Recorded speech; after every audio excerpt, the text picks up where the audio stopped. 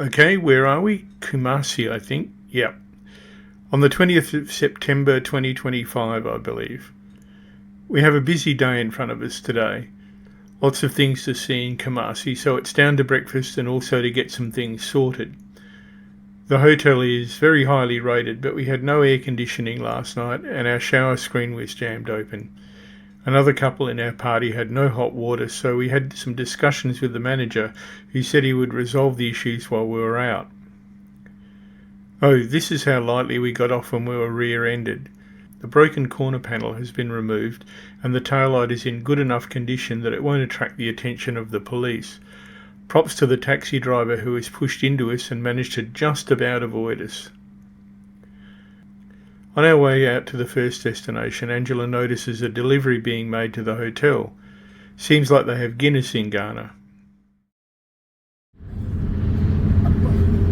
Okay, where are we today? Still in Kumasi. We're not going far away today. We've booked into the same hotel at night tonight. I think first thing for today is we are off to some traditional Asante housing, which is like World Heritage listed. It's the last traditional housing still standing. All these vans are little vans are buses.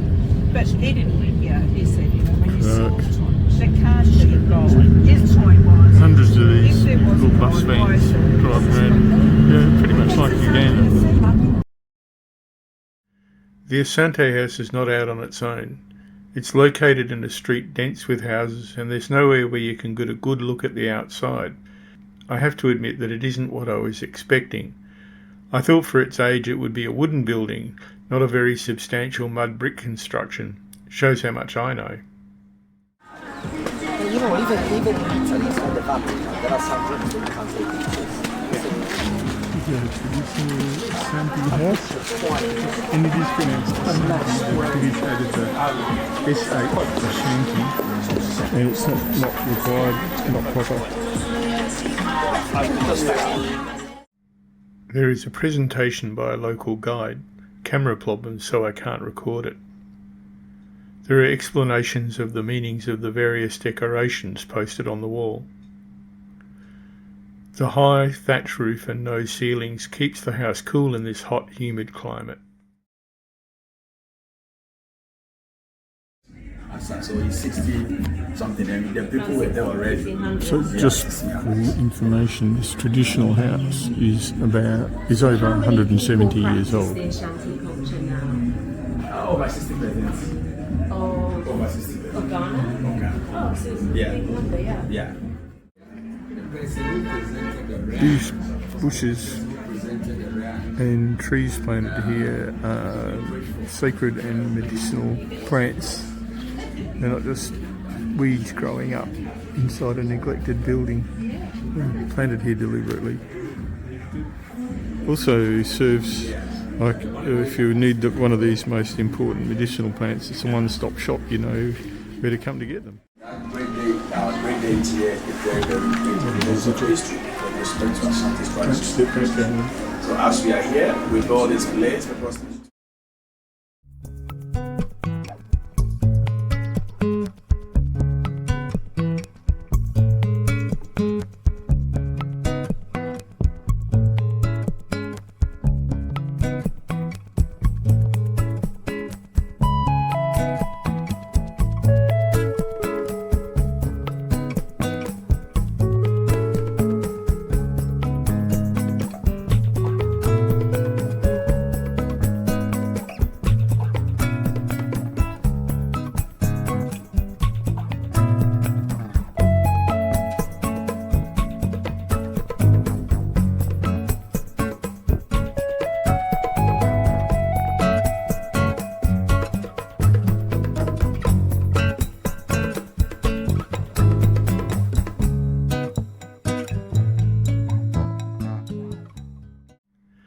Off to our next stop, which is a weaving workshop where they make a cloth called Kente, which is a characteristic of Ghana.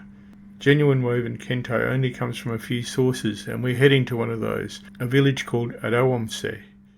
And we are going to see the simple weaving, the double weaving, and also the triple weaving as well. The different step of weaving it. And we do not buy Kente because of its beauty or just because of its color. They buy the Kente just because of the message they conveys. All the Kentes has a meaning. What we used to do here, if you love someone and you feel shy, just go to where we are going now. You buy your Kente by meaning I love you. And when you buy it, around 5 a.m., just go to put at the doorstep of the one you love. In the morning, when she saw it, if she loves you, she's going to put the same. But if she didn't love you, it means she's not going to buy any Kente. She's not going to as well to touch your Kente cloths.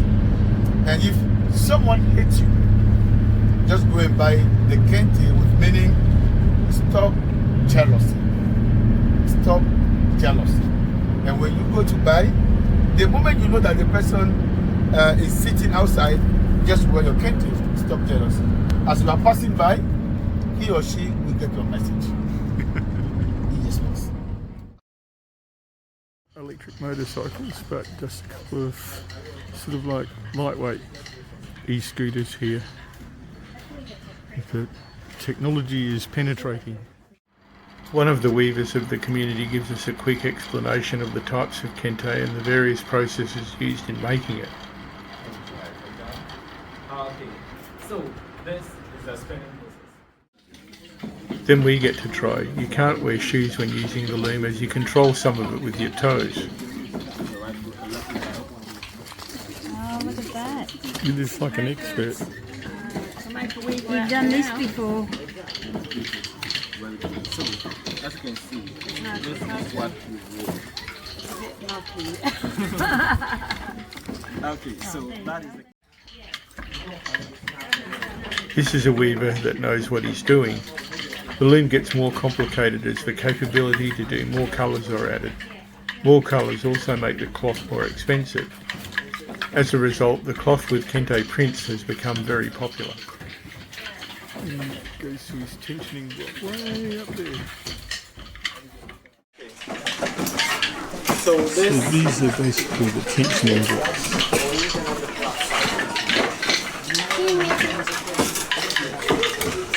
Okay, so this is the double weave.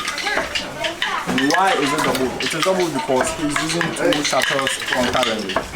And also, unlike the one that we just saw, this one he's creating designs in it. Right? So how is he creating the designs? He's creating the designs with the help of these things. So this is what is aiding him for him to be able to do the designs. Average will take him about 2 hours for me to complete one step. 2 hours. So the quarter level, this one is intermediate. Wow. The Yeah. the design that we see here, it is the opposite of what is donated. I forget where it was.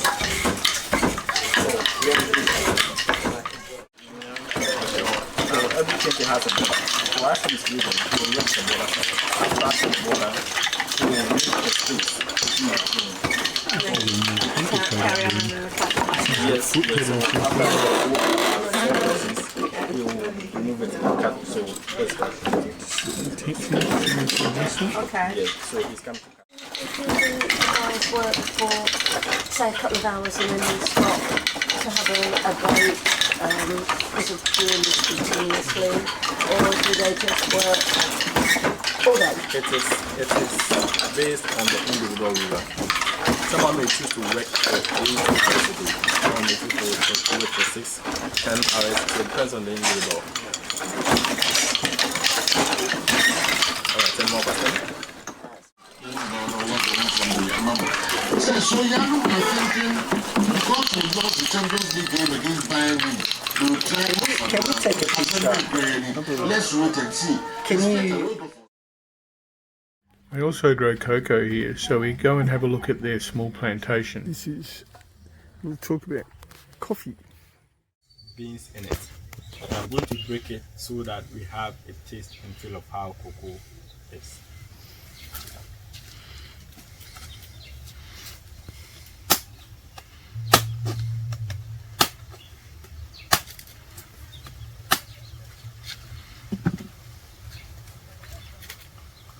So this is cocoa. We are going to eat it. I'm going to have a first taste for safety's sake. If you drop down, we won't eat it. Trusting. Alright, I'm not dead, right? Right. Maybe it takes some time. 24 hours.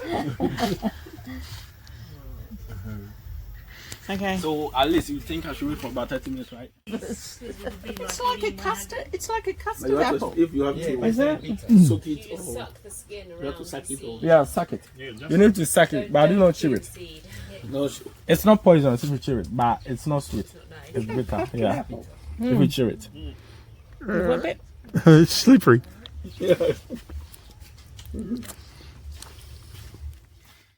Prepare soup for lactating mothers, SOUP. It gives them quality and more breast milk for their offspring. 2. If you're a farmer and you are farming and you get a cut, blood is oozing, you just have to take some leaves, squeeze it, the juice that will come out of it, you apply it on the wound, and the blood oozing will stop immediately. So that is for the cocoa leaf. And with cocoa, it's like a golden tree. We don't throw any part away. So this is the cocoa root. 2 functions as well. This one, we take some, peel it nicely, then we chew it. If you are coughing and has a sore throat, you take this. When you chew it, then you swallow the juice that will come out of it.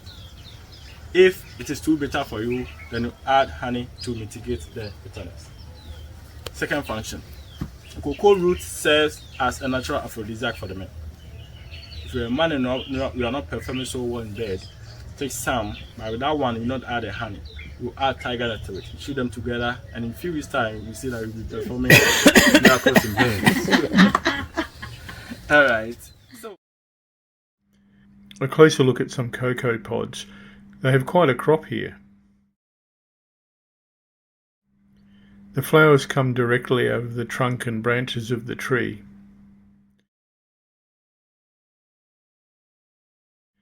Then it's off to the shop to see what they have on offer. This is the kind of souvenir we like, something memorable that you can use.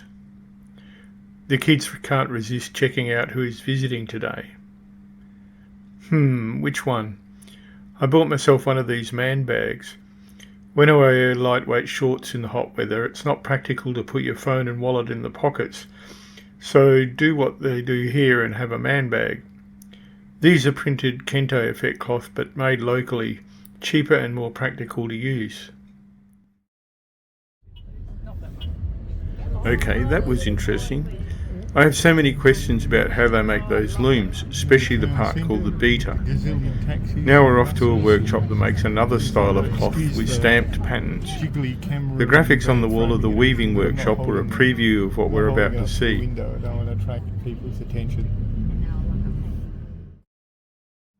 There is another type of cloth in popular use here that's patterned with stamped symbols called Adinkra. Each symbol has a discrete meaning and you can use multiple symbols to build a message. The stamps are made from calabash gourds, which gives them a curved surface suitable for stamping the cloth. The ink used is made from tree bark.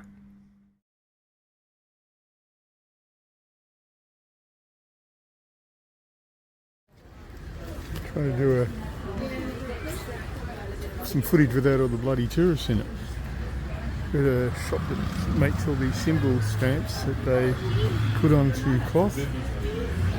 That's a chart of what the symbols are. And his coffee giving me the hurry along. For war as a desperate. And before you can use the symbols, you need to get it dye. I think it's so beautiful cloth hanging outside. They do their own weaving, that is the singing weaving. By the top of the ink, if you don't find this back, you can't get it done. You can feed the tree back and see how the tree back look. And this tree, they call it bad deer tree. Yeah. But you can't grow this back here, or you can't get this one here. It's for the north. It's part of Ghana. You plant it like fufu. You hit it up. So the more you hit, the more you get it soft. And you need to get the rhythm. So first who wants to try? We get to try pounding the bark. It's harder than it looks. You have to keep the bark fragments from just sticking to the sides. The pounded bark then has to be simmered over a fire to create the dye. That's what's happening here. Practical solution here, the sides of the fire are made of engine blocks, probably iron engine blocks, because they retain the heat a lot better. The resulting dye is amazing. If you get it on your fingers, it just washes off in water, but once it's dry you can machine wash it and it stays fast. We each get to pick a cloth strip of our preferred colour and a set of symbols to create a message. They set the cloth aside for a few minutes and the dye is set. We can take them with us with no fear of smudges or runs. Dries, you can wash it and if you just get it on your fingers while it's liquid, it just washes off in water.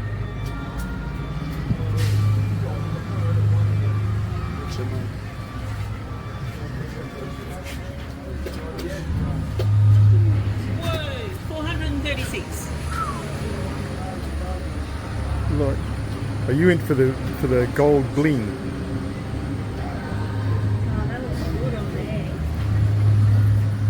Renat, where's Renat? Are you going to come take photo? We'll do it straight. It's only Sarah.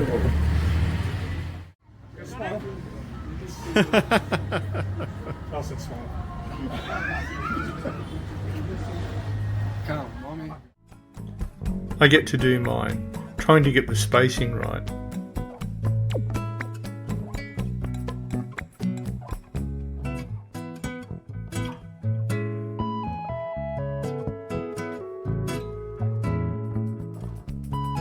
These are some of the cloths that you could buy.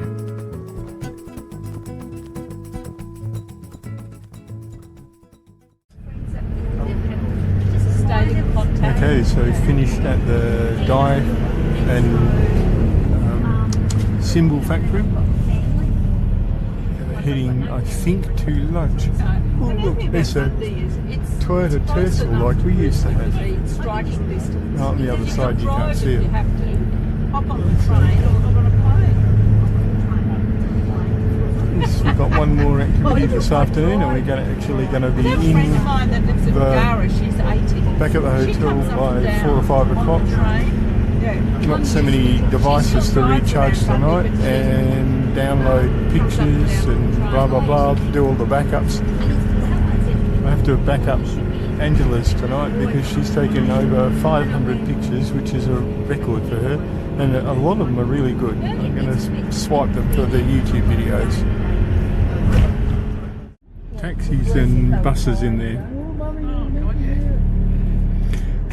Major transport hub.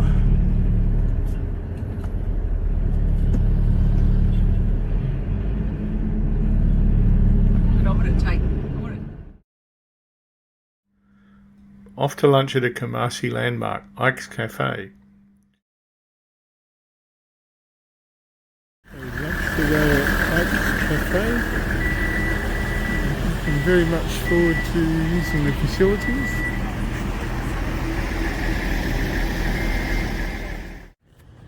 So walk down to the restaurant. I think we're all heading off to the... I don't think I'll actually get one jumping, but there are big catfish in here. And yes, it looks a bit... see? Just the bubbles off one. Oh, there's one there. I'm never going to get one. But yeah, it looks slimy and green, but it doesn't smell at all. I walked in and saw it, this pond, and I thought, this is going to be a bit ripe, but ripe it is not. There, Did you see that?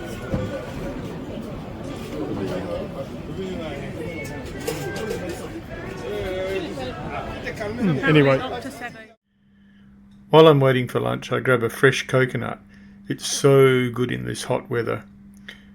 We get a free sample of a new dessert they're trying, palm wine sorbet. It's strong. You might not want to drive after having one of those. I spent lunch trying to work out how to steal those doors and not draw attention to myself. It's okay, they're still there. So, finished lunch, off to the Royal Palace Museum. Okay, please. This is market. To your right. Oh my goodness, There is some ladies with white pants over there. Did you see them? Yes. I mean that Renato go to the market and he bought more than 20 different items. It will be very difficult for Renato alone to carry all these items back to his car or to his house. Those ladies, they will come into you and said, please, may I carry all this load and escort you to a destination? When they come to you, they will escort you to where you are going. And at the end, you will pay them for their service. That's what they are doing. They're going to see them everywhere. We call them head porters. Head porters. They would be? With the big bowls. Big bowls, yeah. You see someone there is carrying back someone back. Yes. You see here as well. You see? Yeah. Yes, that's their main roles. I don't know if I got it. That back there with the black and red marquees is a funeral. Basically, a wake. Is we've seen several today, and you can characterise the Asante people. The Asante people use black and red to indicate a funeral. The market. Not the knicker shop. We are driving through one of the biggest open air markets in West Africa called Kejetia Market. Is it like this every day, or is this because it's Saturday? It's every day except Sunday.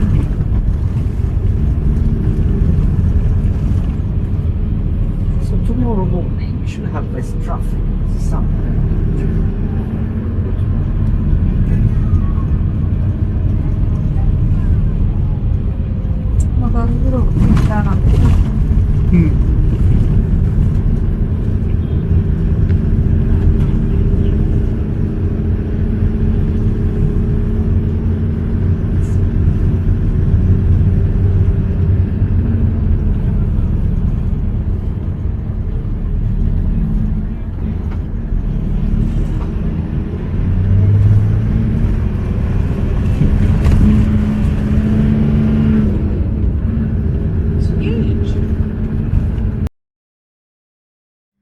The Munhia Palace Museum in Kumasi commemorates the Ashanti people's kings, queens and leaders. It serves to provide an insight into Asante and wider Ghanaian pre-colonial legacy. There is a lot to see here, and I can't do it justice even if I did a whole video on it. One of the main attractions is the display of Asante gold objects, some of which are the property of the museum, but too many others are on loan from museums outside Ghana, having been looted in war, claimed as compensation, and I think in some cases just stolen. We're not allowed to take pictures in here, but we are allowed to take pictures of these gold items. I think they are currently on loan. They're in the hands of private collectors, but they were basically stolen in the first place, so they should come back here. And it's more here, though. This looks like it was handed over as an indemnity payment. No, it's a bit complicated. Silver here as well.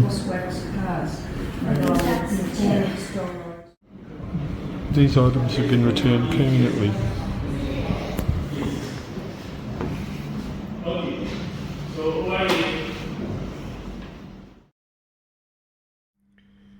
In the side courtyard is a huge tree. I was trying to work out what it was. When I read the sign, I got something of a surprise. I've seen big rubber trees, but this takes the cake. Several cakes, in fact. It's a whopper. Okay, we're on the way back from the museum to the hotel. Having an early day today, which means Williams gets the afternoon off. He deserves it. Going past the street market again. I follow the light. So the open air market. It's like one of the biggest open air markets in West Africa. We're just basically driving through the middle of it. Not seeing anywhere near all of it. What we're here to do. This is years ago, the best Australia Day photo. We had put the cars on the beach, we'd gone all the way down to the bottom, and so there's no one around. It was a hot, hot afternoon. We were up high on the sand dunes, just climbing around and mucking around. Down from the sand dunes came the kangaroos. It's a funeral like I was talking about, everybody in red and black.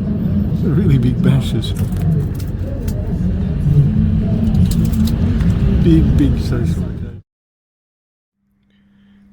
Back at the hotel, we find that the air conditioning in our room has proved unfixable, so they've moved us to another room.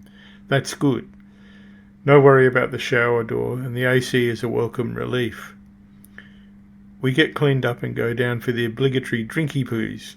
Fortunately, the weather is well suited to a gin and tonic. Oh, and some conversation. The restaurant here has a lively cabaret in the evening and you can't hear anyone talk. So what's on the agenda for tomorrow? A bit more road trip, I'm afraid.